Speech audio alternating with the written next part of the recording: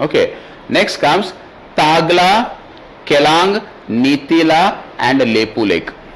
Okay, so these are the four passes: Tahagla, Kelang, Nitila and Lepu Lake. These are the four passes which are present in Uttarakhand, and they will be connecting the Uttarakhand with surrounding areas of Tibet, right? And Nitila was in news in the recent past, guys. Nitila, right? When we talk about this Nitila, you know, the Nitila pass is the one through which the people who are going for the Manas Sarovar pilgrimage will be walking through, guys.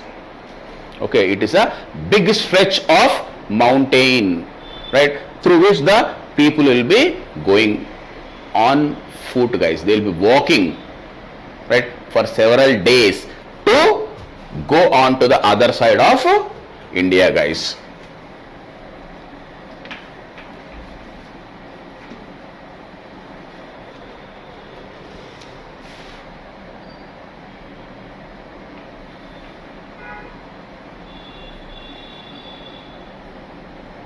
So this is Nepal, right? This is Uttarakhand, right? Here we are having the Manas Sarovar, guys. Okay, so from Uttarakhand, right, the people who are going to Manas Sarovar, they have to pass through these mountainous areas, guys. So that is Nitila Pass. Okay, so what was the dispute, right?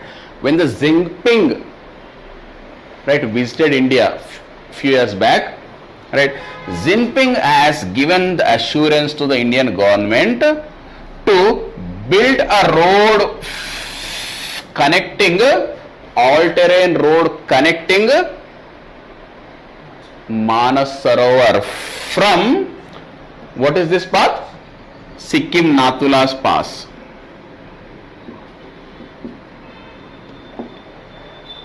Okay, so Jinping has given assurance that he will be building a all-terrain road from Sikkim's Nathula Pass to Manas Sarovar. So now to go for Manas Sarovar, right, like Indian government is spending a lot of money, right, on the people who are walking through this, because these are all the mountainous areas through which the people have to walk, right, and they will be, when they are walking in these areas, the people, the villages which are surrounding this Nitila Pass, guys, villages, they are getting the revenue from the pilgrims. Obviously, when this is the route, guys, right, so lots of villages will be there, right, and the villages will be developing their business because all the pilgrims are walking from these areas.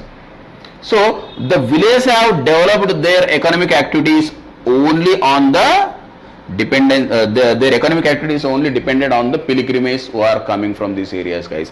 If this happens, right, the people will never take this route to go to Manas Sarovar, because till Nathula, right, the people will go to Sikkim, normally flight, right, Gangtok. From Gangtok they will be taking the bus or something to the Nathula Pass, and from Nathula Pass the Chinese government will be providing the best of the transportation till the Manas Sarovar, right. So instead of walking from here for 14 to 28 days, people can reach the Manas Sarovar only in one day.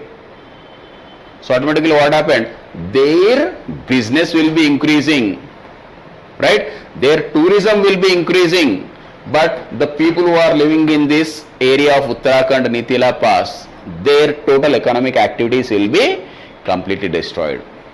So the people who are residing in this Nitila Pass, what they are telling, you develop the road from here so that at least some of our people will be having some employment opportunity and also some economic activity develop.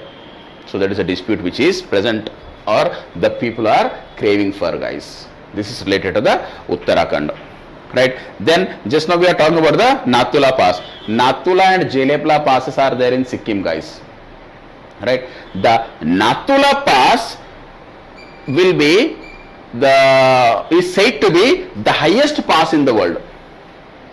Nathula Pass is said to be the highest pass in the world where the trade take place, right? So on this Nathula Pass, people from Tibetan side and Sikkim side will be sitting and they will be exchanging the goods and commodities, guys.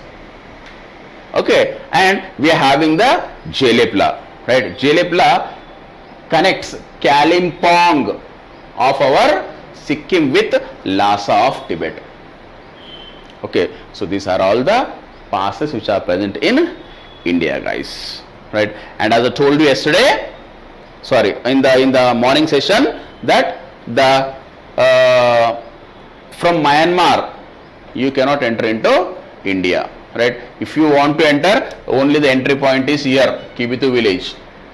Okay, so as such we don't have any entry point from Myanmar, guys.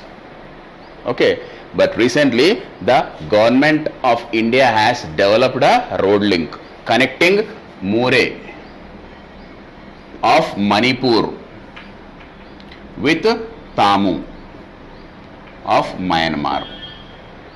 Okay, Tamu and Murray have been interconnected by the road links, guys, so that the people can have good access from one side of the area to the another side, right?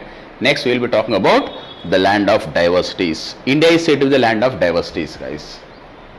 Okay, and this question was asked in the mains, what is the land of diversities, right? So when this question was asked in the mains GS part, people simply ventured into the cultural aspects, guys. Okay, they started writing about the cultural variations present in India, the religious variations present in India, right, or the language variations present in India, the dressing variations, and they said that this is the diversity. See, like many of the people are not taking geography as the option from southern India and Maharashtra, guys. Okay, the North Indian belt, most of the people will be taking geography as their optional. Just 5 minutes deviation, but I want to tell this at this point, guys, right? So the North Indian people will be taking geography as an option because mostly the North Indian people are not associated with BEs and BTechs, etc., guys. They'll be, if they want to get into the service, simply they'll be going with BA, and their BA will be having the syllabus which is the syllabus of UPSC, so they don't find a difficulty, right? But they are not getting good marks in geography, and from South India people are dying to take geography. They are feared of taking geography as the option because the good faculties are not there. Simply the fellows are there who are just copying the content and delivering that content in the classrooms. There is a reason because of which the people who are taking geography as the option, they are not getting the good ranks, guys. Numerically, whenever you can search that in the previous examinations. UPSC has given that data, guys. Number of posts, right? Among all the posts, the people with geography option have got many posts, allocations, job allocations, but they are not in the top rankings because the same thing. When we are asking about the land of diversities, it's a general question. So what the people will be thinking? Generally, the dressing diversities, the language diversities, they will be writing that. So why the blood hell they will be giving you the marks when you write the answer which is not relevant? There is a reason because of which the people who are taking optional geography, they are not getting good marks.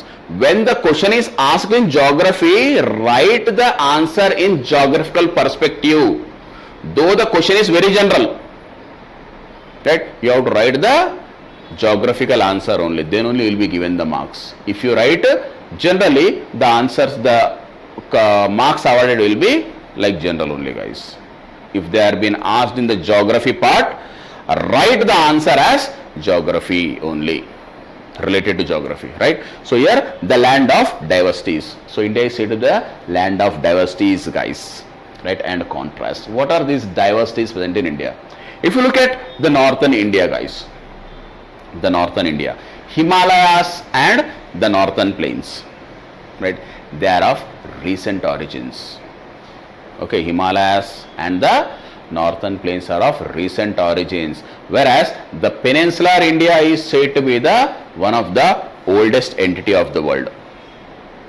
Okay, they are of oldest formation. The peninsular India was the part and parcel of Gondwana land, guys. Right, from that time onwards the peninsular India is there, right? But Himalayas have originated very recently after the peninsular landmass got stuck with the European landmass, guys, right? So when the peninsular landmass was coming towards the European landmass, the Tethys Sea which was present between these two, that got uplifted and the Himalayas have been created, guys. And after the Himalayas have been created, the dust and the sediments from the Himalayas has flown down, and that has given rise to the formation of the northern plains. So the northern plains and the Himalayas are said to be of very recent origin, guys. Okay, so let us suppose this is Eurasia. We will be explaining this in a much better manner, guys, but here, just for your understanding, here you are having the Tethys Sea, and this is Gondwana or peninsular India.